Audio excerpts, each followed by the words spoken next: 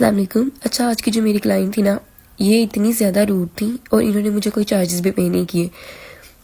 तो ये नेल्स तो इस तरह लगा के आई हुई थी जैसे इनकी अपनी शादी होती है, लेकिन यहाँ पर ये आके अपनी बुक्स लेके आई हुई थी और यहाँ पर आके पढ़ना इन्होंने स्टार्ट कर दिया अपना।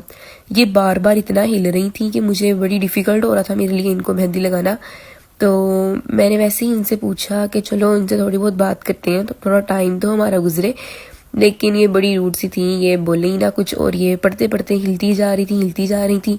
लेकिन मैंने सब इग्नोर करते हुए फिर इनको ना मेहंदी लगाना स्टार्ट की। और ये इतने नखरे कर रही थी। यहाँ पर आके हमने इनको कोल्ड ड्रिंक सर्व की तो ये नखरे करी, नहीं मैं तो कोल्ड ड्रिंक नहीं पीती, मैं तो ऐसे मैं तो वैसे। बस ऐसे क्लाइंट से ना आपको अल्लाह ही बचाए। अच्छा, तो मैंने इनको ना यहाँ पर इन्होंने मुझे रेफरेंस डिज़ाइन दिखाया था, मैंने अप्लाई करना स्टार्ट कर दी। मैंने ना इनसे वैसे ही पूछ लिया कि आपके स्कूल या कॉलेज में कोई इवेंट है जो आप मेहंदी अप्लाई करवा रही हैं। तो ये तो बड़ा रूड हो के मुझे कहने लगी, नहीं आप चुप करके मेहंदी लगाएं, तो मुझे डिस्टर्ब ना करें, मैं अपनी स्टडी कर रही हूँ। मैंने कहा इतनी ज़्यादा रूड। मैंने कहा अच्छा, तो आप फिर अप्लाई ही क्यों करवा रही हैं, तो आप खुद ही लगा लेती। तो कहती नहीं, मैंने तो आपसे ही लगवा रही थी। मैंने कहा फिर आप बार बार ना हिले ना, देखिए यहाँ पे मैंने पकड़ पकड़ के सीधी करी थी लेकिन ये पास ही नहीं आ रही थी। फिर मैंने इनके एक दो लगाई, मैंने कहा अब आप हिली ना तो मैंने आपके अप्लाई नहीं करनी मेहंदी। तब ये थोड़ा सीरियस होकर बैठ गई, डर गई थी मुझसे वैसे ही।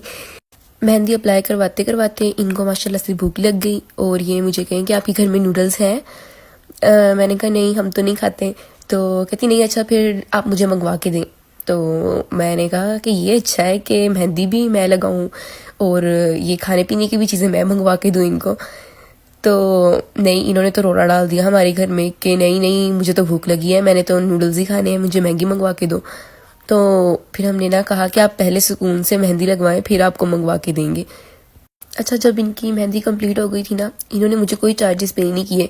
तो मैंने इन्हें कहा कि आपने मुझे चार्जेस पे करे ना, आपने मेहंदी लगवाई है।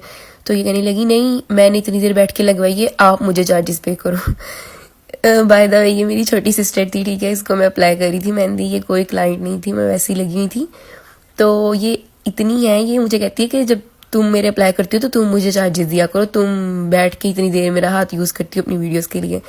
मैं इसे कहती हूँ एक तो तुम्हारी मेहंदी लगा रही हूँ, ऊपर से तुम्हें मैं चार्जेस पे करूँ, एक तो लगाऊँ भी मैं, तो तुम ऐसे ही चार्जेस ले लोगी मुझसे। तो ये कहती है हाँ तुम मुझे चार्जेस पे किया करो, इतनी देर बैठ के मैं तुमसे मेहंदी लगवाती हूँ।